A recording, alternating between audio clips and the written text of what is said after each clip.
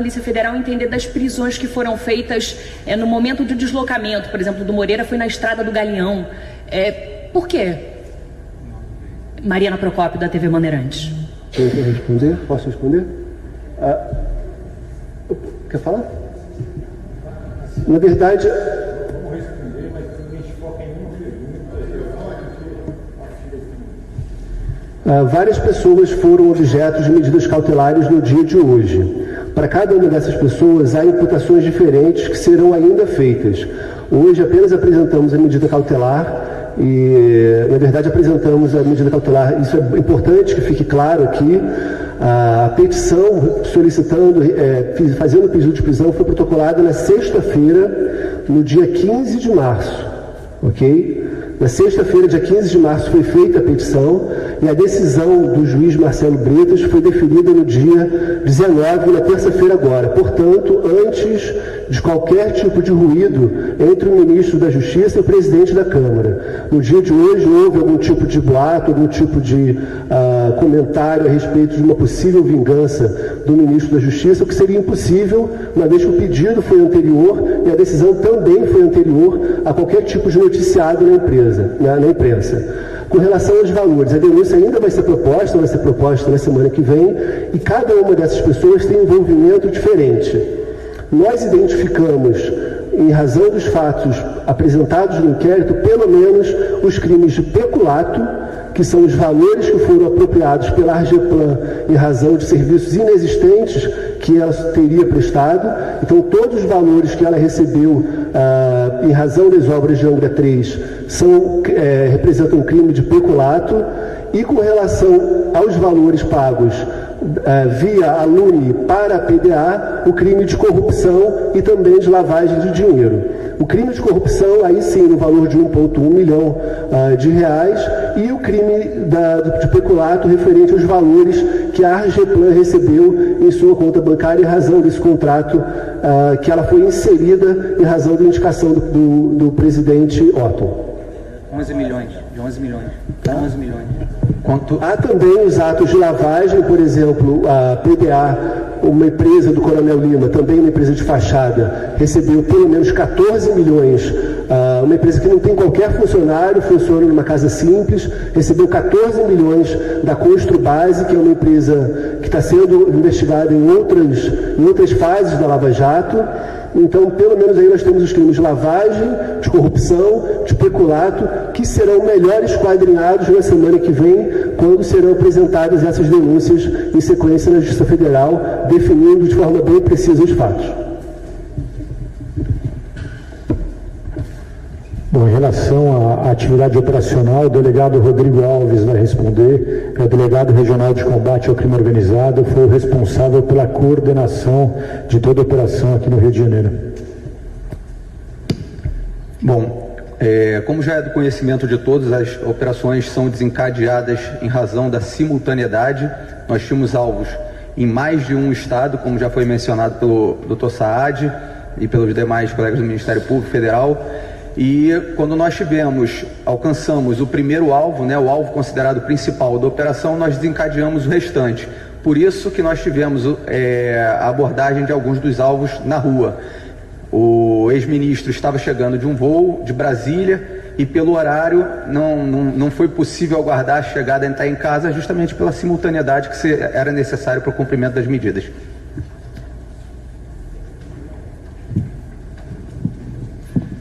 Boa tarde, Vladimir, da Agência Brasil.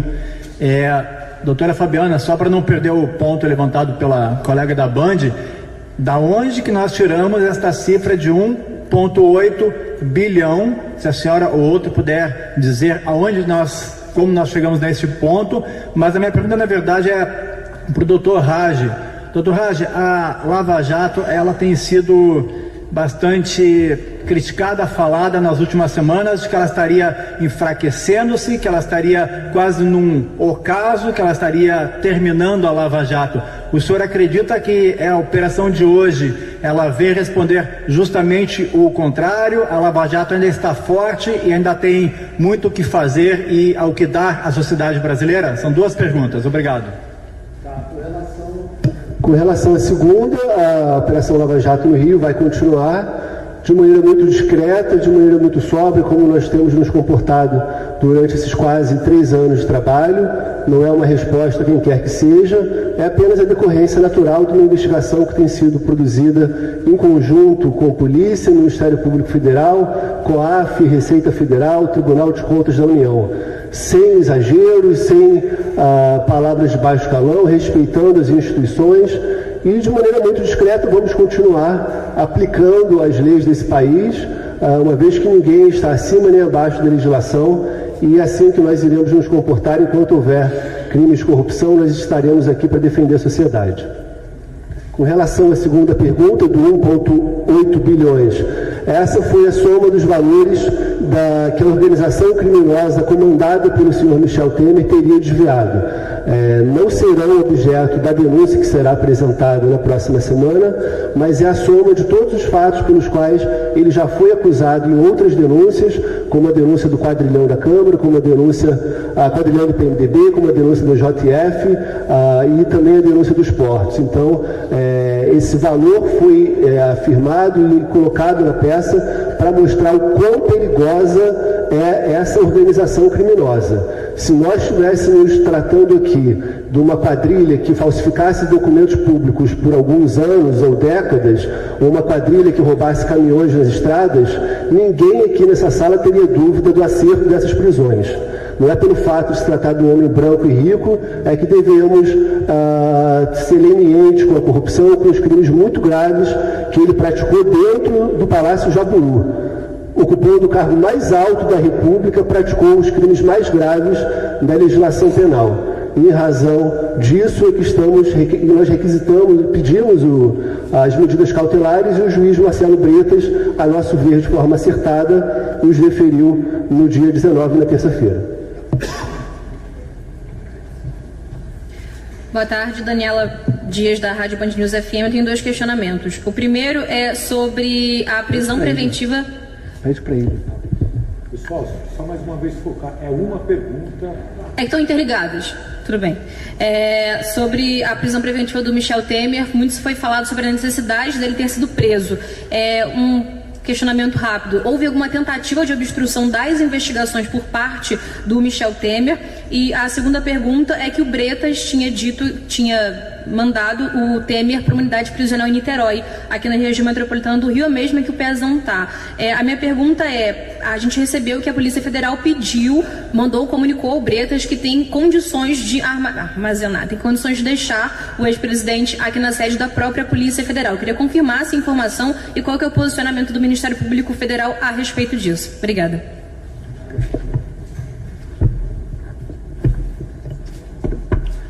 Bom, vamos lá, para deixar bem claro, a Polícia Federal não pediu absolutamente nada. A Polícia Federal foi consultada pelo juízo se teria condições de custodiar o ex-presidente. A resposta foi positiva. Então ele vem para a sede da PF? Com relação ao Ministério Público Federal, nós fizemos um pedido ao juiz Marcelo Bretas que transferisse o ex-presidente para o BEP, onde também está custodiado o ex-governador do Rio, Luiz Fernando Pezão. Os fatos ainda estão acontecendo, eu não sei qual foi a decisão, só consultando os autos, foi hoje que esse pedido foi feito e ainda não tive ciência de qual foi a decisão do juízo.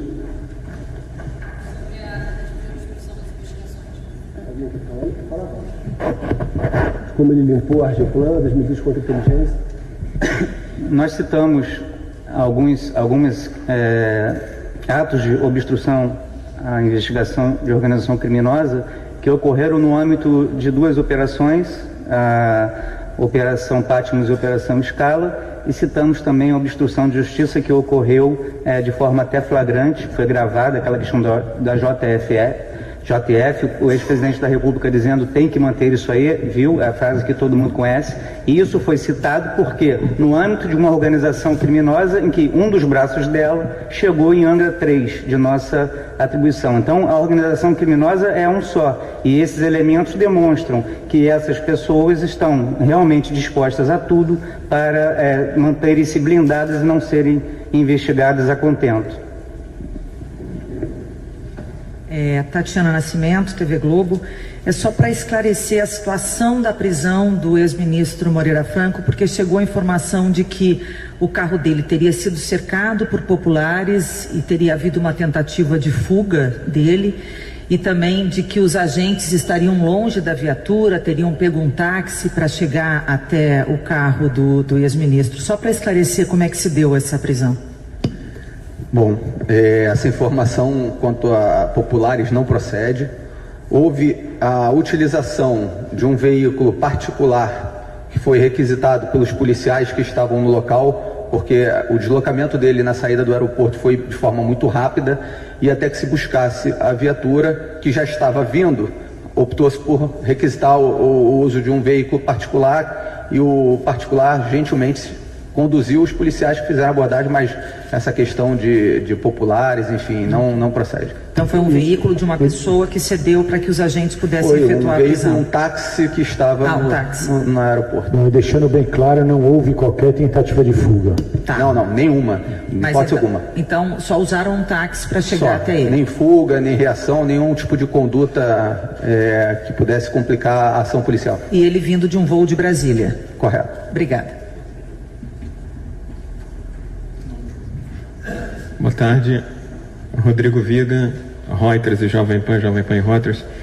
Desculpa, Sade, mas eu tenho que fazer mais uma pergunta, porque esse é um caso que é de mega repercussão. Obrigado. Eu queria entender primeiro por que da demora no deslocamento tanto do ex-presidente Temer e do ex-ministro Moreira aqui para a Superintendência da Polícia Federal. E do Ministério Público Federal, por gentileza, eu queria entender também essa soma, Del Rádio ou qualquer outro colega que possa colaborar, de 1,8 bilhão, certo? E como é que isso se entremeia com esses nomes que foram citados aqui pelo Timóteo? Cunha, Gedel Vera Lima, Rocha Loures e outros. E para fechar, que outras estatais, para além da eletronuclear, teriam participado também desse esquema aí, que tinha o chefe da quadrilha, como disse a doutora Schneider, o ex-presidente Temer. Obrigado.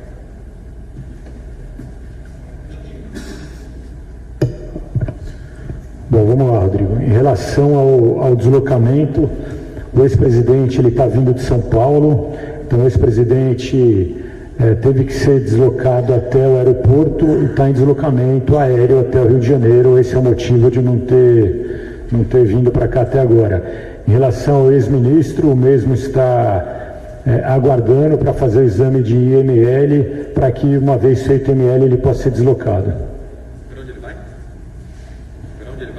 Estamos aguardando instruções do juízo ainda em relação a onde cada um vai ficar custodiado.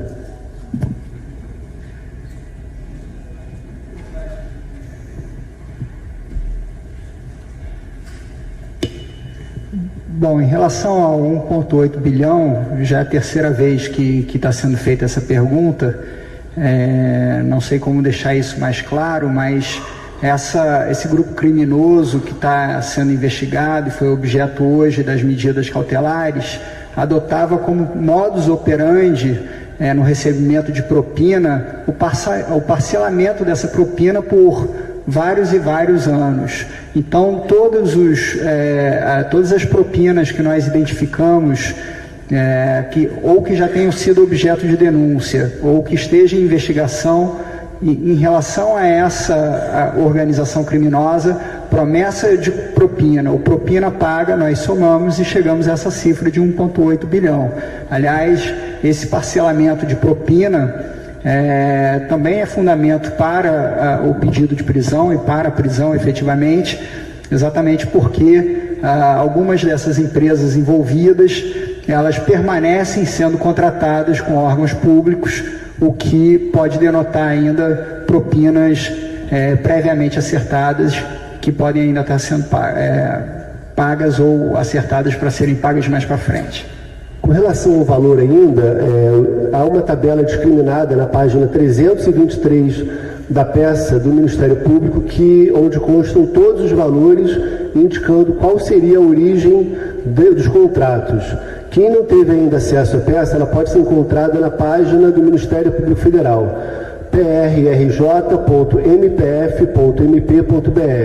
É a primeira notícia lá, a íntegra da cautelar, basta fazer o download do arquivo e ter acesso à tabela, que está bem explicativa, e eu poderia ficar falando todos os contratos aqui, mas são vários, os valores são bem extensos. Então, página 323 da cautelar. São várias, é o Ministério da Agricultura, Secretaria de Aviação Civil, Caixa Econômica Federal. Como eu falei, essa é uma organização criminosa que vem assaltando os cofres públicos há décadas e não escolhia órgãos públicos. Todos os órgãos públicos onde houvesse influência do PMDB, havia uma possibilidade, uma oportunidade de ganho espúrio.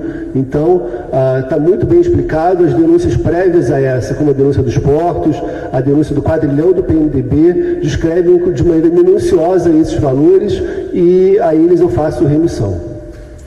Boa tarde a todos. Victor Ferreira, da Globo News.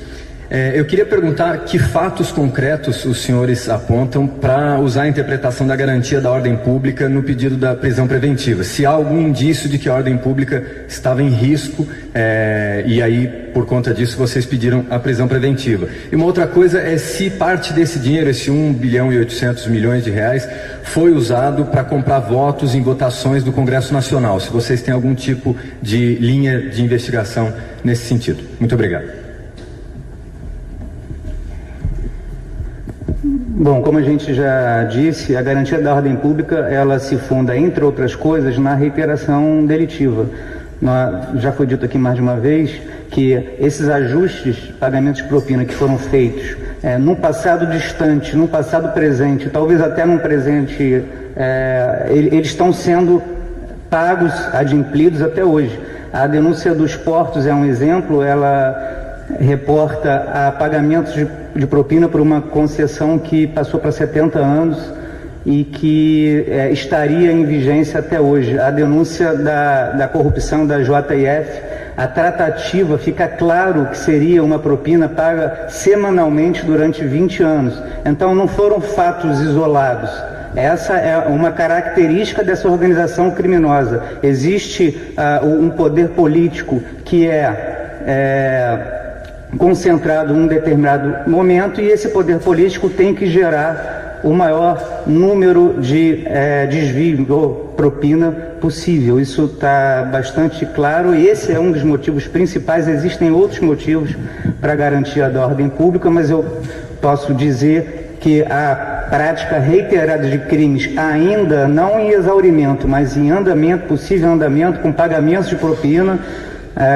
O TRF2 confirmou a sentença da Calipucci no sentido de que o recebimento de propina, ela constitui crime autônomo, quer dizer, ela não é exaurimento do momento da solicitação. Então temos recebimentos paulatinos durante anos, e tudo leva a crer que esses recebimentos existem até hoje. Só para complementar, eu acho que a gente tem que deixar claro aqui, o doutor Eduardo Raj deixou bem claro que é uma organização criminosa que se infiltrou dentro da administração política brasileira, em vários dos seus ramos da administração indireta e direta, e isso fundamentou uma ocorrência de crimes que perduraram durante anos. E os contratos, ainda alguns contratos com essas empresas perduram até hoje, ou seja, empresas que foram citadas como corruptas, ou seja, que fizeram a corrupção, elas continuam até hoje. Então, há possibilidade de crédito ainda em propina, e além disso, ainda há a possibilidade da ocorrência da lavagem do dinheiro. Por quê? Porque não foi identificado ainda esse volume total de 1 bilhão e 800 milhões, ainda não está devidamente esclarecido para onde foi esse valor todo. Há indícios de utilização de várias outras pessoas jurídicas que fazem a ocultação desses valores. Então é fundamental que haja a prisão para estancar, ou pelo menos inviabilizar, que esse dinheiro seja novamente ocultado ou dificulte a investigação para o Estado. Isso queremos. Sobre o Congresso Nacional, tem alguma investigação de que esse dinheiro tenha sido usar para comprar votos. Foi colocado a questão eleitoral. Na própria decisão do juiz Bretas, reporta a um dado fundamental. A competência da 7ª Vara Criminal em decorrência da prevenção em função das operações Radioatividade, PRIPA e Irmandade, ela decorre de uma decisão do Supremo Tribunal Federal que, quando fez o desmembramento e encaminhamento para lá, não viu crime eleitoral e, de fato, não há nenhum indício de crime eleitoral no âmbito dessa investigação. Nós temos até mesmo oitiva do senhor Michel Temer dizendo que jamais o Lima, que era o seu braço direito e operador, pediu dinheiro de Caixa 2 para a campanha eleitoral. A minha pergunta é no sentido se parte desse dinheiro foi usado para comprar votos de parlamentares em votações no Congresso, não em eleição.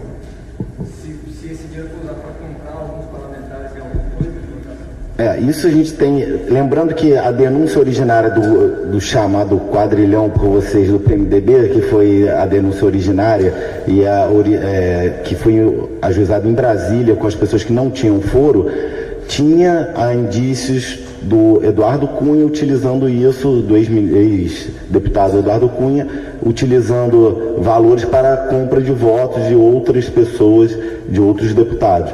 Mas, especificamente nessa investigação, não tem indícios dessa prática. Uma breve pergunta para cada um, temos apenas mais 10 minutos. Boa tarde a todos e boa tarde também à doutora Fabiana Schneider. Eu gostaria de direcionar minha pergunta ao Dr. Raj e ao Dr. Saad a respeito do que o advogado do ex-presidente Michel Temer, Eduardo Pizarro, ele disse que o delator ele não entregou provas e disse que é um atentado ao Estado Democrático de Direito. Eu gostaria de saber se há provas e que provas são. E aproveitando ainda, o senador Tasso Gereissati, ele disse que a prisão ela é um abuso de autoridade e um espetáculo midiático. Gostaria de saber o que os senhores gostariam de falar. Meu nome é Rodolfo Costa, sou repórter do Correio Brasiliense. Como nós ressaltamos na nossa peça e fizemos questão de frisar isso, a palavra do colaborador, obviamente, não pode ser utilizada por si só. Esse é um pressuposto que nós estamos observando desde a Calicut, desde a radioatividade, da Pripyat, da Irmandade. Nunca a palavra do colaborador é suficiente para basear as nossas investigações e operações. Nesse caso específico, com relação ao representante da Engevix, ele apresentou comprovantes bancários, onde houve, de fato, a transação bancária no valor de 1,1 milhão, ele apresentou extratos telefônicos, ele apresentou os contratos que ele celebrou, ele também comprovou por meio, a quebra bancária também comprovou que de fato os valores que ele alegava teriam sido pagos, de fato foram pagos. Por meio da quebra telefônica conseguiu-se demonstrar que ele fez uma ligação para o Moreira Franco do exterior. Também foi possível comprovar que a PDA, essa empresa do Coronel Lima, não tinha funcionários com base numa fonte dependente, que é a fonte da RAIS. Também conseguimos comprovar que o senhor Michel Temer possuía um terminal telefônico cuja cobrança ia para a empresa do Michel Temer, quer dizer, do Coronel Lima. Ele usava o telefone, quem fazia os pagamentos era o Coronel Lima. Também apresentou troca de e-mails onde foram negociados esses contratos, apresentou os contratos junto à Secretaria de Aviação Civil, ele apresentou as notas fiscais da PDA, que mostravam que, de fato, houve a transferência e houve uma tentativa de lavagem dos recursos. Também conseguimos demonstrar, por uma série de e-mails bem contundentes, que a indicação de Otton foi feita em razão da indicação do Michel Temer. Conseguimos comprovar também, por meio de e-mails, apreendidos no computador de Otton em 2015, muito antes de qualquer colaboração do representante da Engevix, que a Argeplan foi incluída nesse contrato, apesar de não ter qualquer tipo de qualificação técnica, um contrato que visava um projeto de natureza nuclear. Também encontramos no celular do coronel, no celular do Otton, mensagens